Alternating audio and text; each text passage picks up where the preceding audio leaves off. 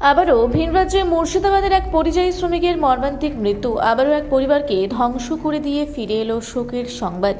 লালগোলা ব্লকের খলিফাবাদ গ্রাম আজ শোকস্তব্ধ। এই গ্রামের বাসিন্দা পরিযায়ী শ্রমিক সমীরুল হক তামিলনাড়ুতে রাজমিস্ত্রির কাজ করতে গিয়ে 11,000 ভোল্টের উচ্চ ক্ষমতার বৈদ্যুতিক শকে প্রাণ হারিয়েছেন।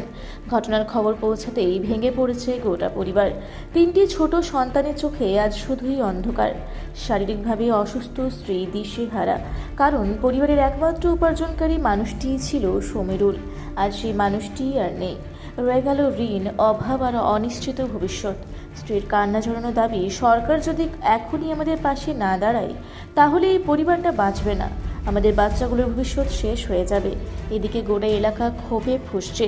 গ্রামবাসীদের অভিযোগ, এই মৃত্যু কোনো বিচ্ছিন্ন ঘটনা নয়। এই জেলায় বারবার একই ছবি দেখা যাচ্ছে। দারিদ্র্য, বেকারত্ব আর শিল্পের অভাবে মুর্শিদাবাদের হাজার হাজার যুবক বাধ্য হয়ে ভিন রাজ্যে কাজে যেতে হচ্ছে, আর সেখানেই একের পর এক ঝরে যাচ্ছে প্রাণ। প্রশ্ন উঠছে, জেলায় 22 জন বিধায়কের মধ্যে 20 জনই শাসক দলের, 3 জন সাংসদের 3 জনই শাসক দলের প্রতিনিধি। তাহলে ক্ষমতায় থেকেও কেন মুর্শিদাবাদের শিল্প নেই? কেন নেই কলকারখানা? কেন নেই স্থায়ী কর্মসংস্থান? এই জেলায় যদি শিল্প গড়ে উঠত, যদি স্থানীয়ভাবে কাজের সুযোগ থাকতো, তাহলে কি সমীরুলকে হাজার হাজার কিলোমিটার দূরে গিয়ে জীবনে ঝুঁকি নিয়ে কাজ করতে হতো? আজ এলাকাবাসীর একটাই দাবি, এই জেলায় অবিলম্বে শিল্পাঞ্চল গড়ে তুলতে হবে, কলকারখানা স্থাপন করতে হবে, স্থানীয় যুবকদের জন্য স্থায়ী কর্মসংস্থানের ব্যবস্থা করতে হবে। নইলে একের পর এক সমীরুলের মতো পরিবারের এইভাবেই ধ্বংস হতে থাকবে। আর মুর্শিদাবাদের মাটি পরিযায়ী শ্রমিকের কান্নায় ভারী হয়ে উঠতেই থাকবে। প্রশ্ন একটাই, আর কত প্রাণ গেলে তবে জাগবে প্রশাসন? আজকে আপনারা দেখলেন যে সমীরুল লাশ হয়ে ফিরেছে চেন্নাই থেকে। এটা নতুন কিছু না, আমরা বিগত 2.5 বছর থেকে দেখছি যে মুর্শিদাবাদ পরিযায়ী শ্রমিকরা একের পর এক বাইরে থেকে লাশ হয়ে ফিরছে। এই মুর্শিদাবাদ ছিল এক সময় লন্ডন সিটির সাথে রিচেস্ট সিটি, এবং আমরা বাংলা, বিহার, উড়িষ্যাকে শাসন করেছি। কিন্তু আজকে মুর্শিদাবাদের ছেলে মেয়েরা কাজের অভাবে, শিক্ষার অভাবে যখন বাইরে কাজ করতে যাচ্ছে, তখন তাদেরকে লাশ হয়ে ফিরতে হচ্ছে। কাউকে জুয়েল রানা থেকে শুরু করে আরো অন্যান্য পরিযায়ী শ্রমিক যাদেরকে খুন করা হচ্ছে, এবং হয়তো কেউ ভাড়া থেকে পড়ে মারা যাচ্ছে, কেউ কারেন্টে শর্ট খেয়ে মারা যাচ্ছে। এভাবে আর কতদিন চলতে থাকবে?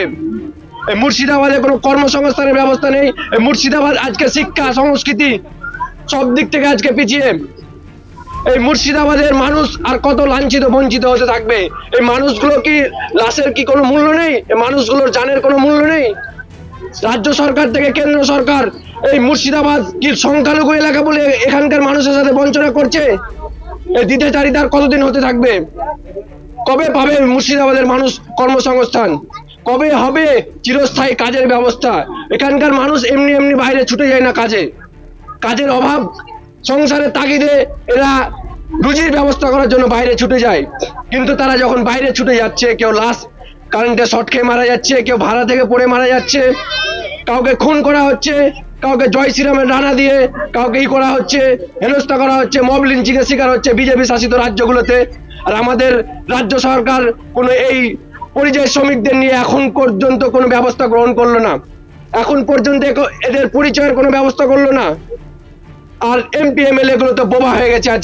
আজকে এমপি এমএলএ এর মুখ দিয়ে কোনো কথা বের হয় না।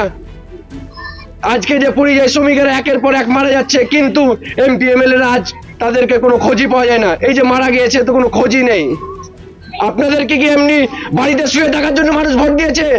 আপনাদেরকে কি নিশ্চিন্তে ঘুমানোর জন্য, শীত ঘুমানোর জন্য ভোট দিয়েছে মানুষজন? কি ভেবেছেন আপনারা এই গরিব মানুষদের, খেটে খাওয়া মানুষদের ভোটে আপনারা নির্বাচিত হয়েছেন? আর কতদিন এই মানুষদের ধোঁকা দিবেন আপনারা? আর কতদিন লাঞ্ছিত, বঞ্চিত হতে থাকবে এই গরিব মানুষগুলো? আর কতদিন লাশ হয়ে ফিরবে মুর্শিদাবাদের শ্রমিকেরা?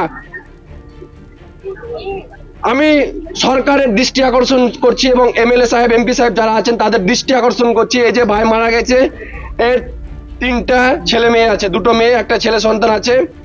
এর পরিবারের দায়িত্বটা কে নেবে এখন? এই পরিবারটা কিভাবে চলবে?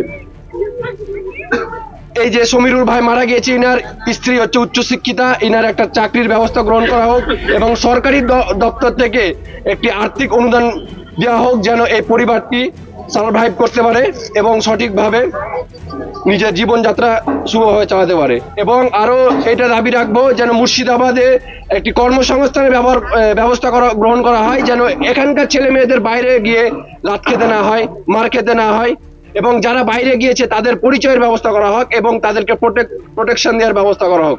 ধন্যবাদ। আমার নাম ইমরান আলী, আমি একজন আইনের ছাত্র। আমার বাড়ি এই পাশের গ্রামে শাহাবাদ।